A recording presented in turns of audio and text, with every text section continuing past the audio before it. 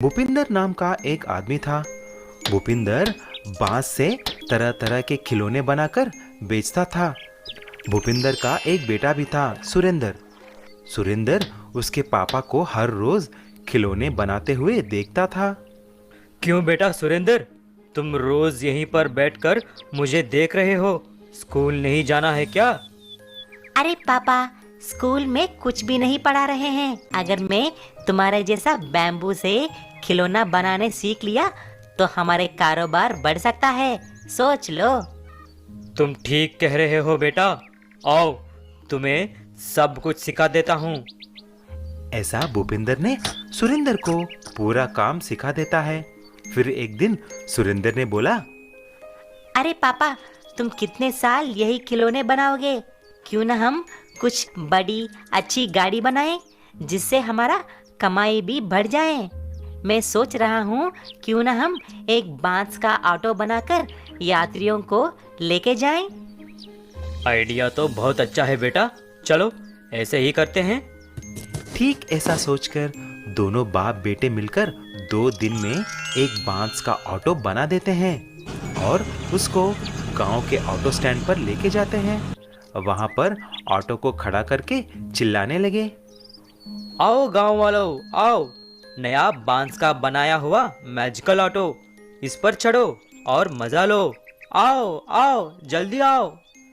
ऐसा बोलते ही वहां पर सभी ऑटो ड्राइवर्स हंसने लगे। बड़ा आया बांस का ऑटो वाला, क्या ये चलेगी या धक्का मारना पड़ेगा? ये सब सुनकर कोई भी यात्री उस बांस के ऑटो पे बैठने के लिए तैयार नहीं थे। ऐसा ही 1 महीना हो गया।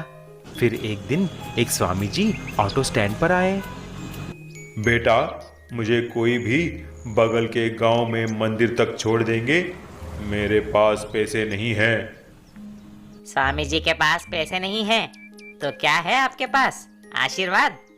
स्वामी जी, आप एक काम करो, आप पैदल ही निकल जाइए, कल तक पहुंच जाएंगे। उसकी बातों को सुनकर भूपिंदर ने ऐसा बोला, स्वामी जी, मेरे बैम्बू ऑटो में चढ़िए, मैं आपको वहां पर छोड़ देता हूँ। वैसे भी कोई भी यात्री इस पर अभी तक नहीं चढ़े। क्या अभी तक एक भी यात्री नहीं चढ़े? तुम घबराओ मत बेटा, जल्दी ही तुम्हारे ऑटो का महत्व पूरा गांव जान लेगी। जब स्वामी जी को भूपिंदर ने छोड़ दिया तो स्वामी जी आशीर्वाद देके चले गए। लेकिन कुछ ही दिन में एक बड़ी बारिश और तूफान की वजह से पूरा गांव डूब जाता है। सारे लोग घरों के ऊपर चढ़कर सहायता के लिए पुकार रहे थे, लेकिन भूपिंदर का ऑटो बैम्बू ऑटो होने की वजह से वह डूबी नहीं।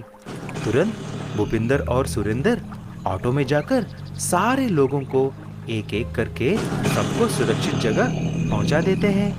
ऐसा बच्चों को और बुजुर्गों को भी बचा लेते हैं। दोनों की सहायता के लिए सारे लोग धन्यवाद बोलते हैं। उसके बाद उसका बैम्बू ऑटो बहुत फेमस हो जाती है और सभी लोग उस पे ही सवारी करने लगे।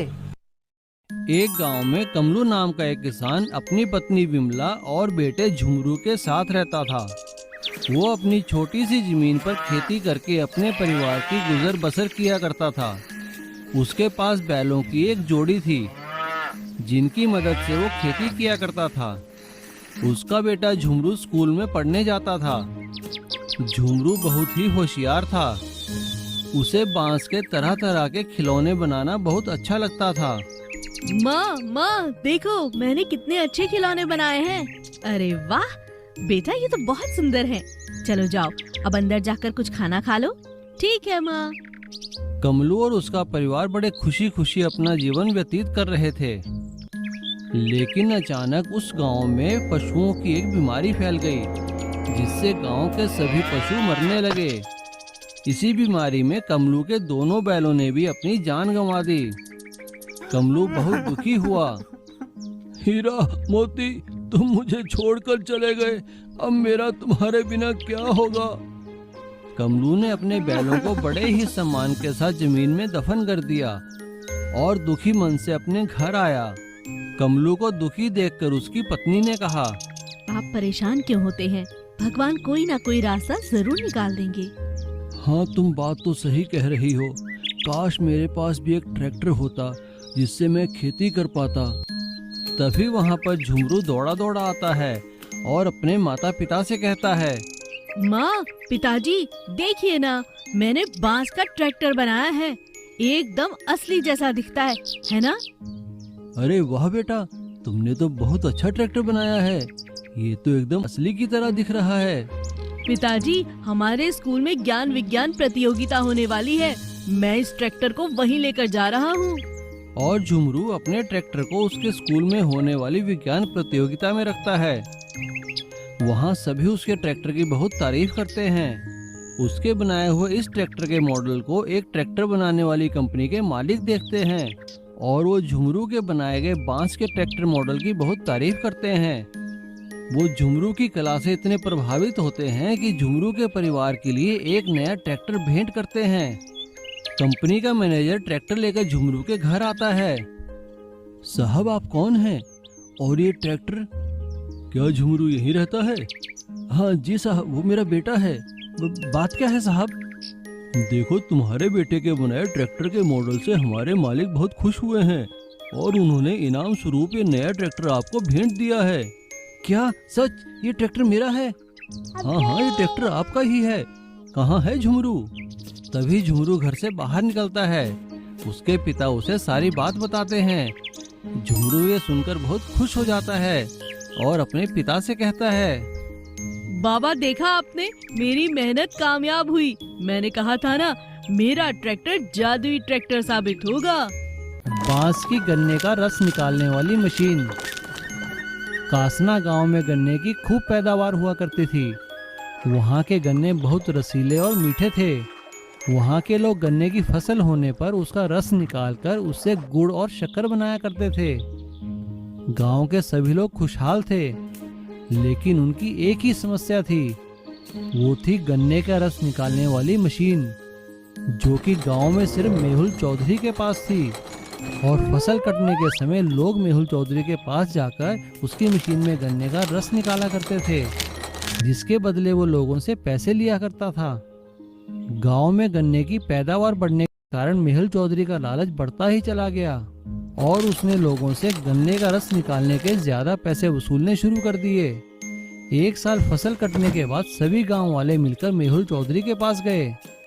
सभी लोगों को इकट्ठा देख मेहुल चौधरी ने उनसे पूछा, नहीं होता। गांव वाले अपना सा मुंह लेकर वापस चले जाते हैं और गांव में इकट्ठा होकर इस बारे में बात करने लगते हैं। उसी गांव में श्याम सिंह नाम का एक लड़का रहता था। गांव वालों को ऐसे उदास देखकर उसने कहा, अरे चाचा, मुझे आप 2 दिन का टाइम दीजिए, फिर देखिए मैं आपकी समस्या का हल निकाल लूंगा। अरे छोड़ो श्याम बेटा, तुम क्या हल निकालोगे? चाचा, मुझे 2 दिन का टाइम तो दीजिए, फिर देखिए आप। ठीक है बेटा, हम तुम्हें 2 दिन का समय देते हैं, वरना हमें फिर मेहुल चौधरी के पास जाना ही पड़ेगा, मजबूरी है। श्याम सिंह अगले ही दिन जंगल जाकर बहुत सारे बांस काट कर लाता है और वो उन्हीं बांसों से अपने खेत में गन्ने का रस निकालने की मशीन तैयार कर देता है। मशीन तैयार करने के बाद वो गांव में वापस आता है और सभी गांव वालों को अपने खेत में चलने को कहता है। सभी गांव वाले श्याम सिंह के खेत में जाते हैं। सरपंच जी, ये देखिए गन्ने का रस निकालने की मशीन। गांव के सरपंच और बाकी लोग उस मशीन को देखकर हैरान हो जाते हैं, लेकिन सरपंच हंसते हुए कहता है, अरे बेटा, मशीन तो ठीक है, लेकिन गन्ने का रस निकालेंगे कैसे? ये चलेगी कैसे? सरपंच की बात सुनकर श्याम सिंह मुस्कुराने लगता है और अपने बैलों को एक बांस के डंडे से मशीन के साथ बांध देता है और उन्हें गोल गोल घुमाने लगता है। बैलों के घूमते ही मशीन चलने लगती है। श्याम सिंह उसमें गन्ने डालता है और उस मशीन से ताजा ताजा गन्ने का रस निकलना शुरू होता है।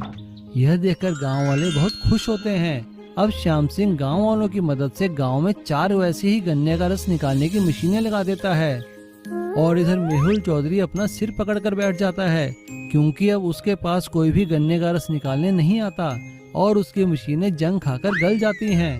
इसीलिए कहते हैं, किसी की परिस्थिति का नाजायज फायदा नहीं उठाना चाहिए।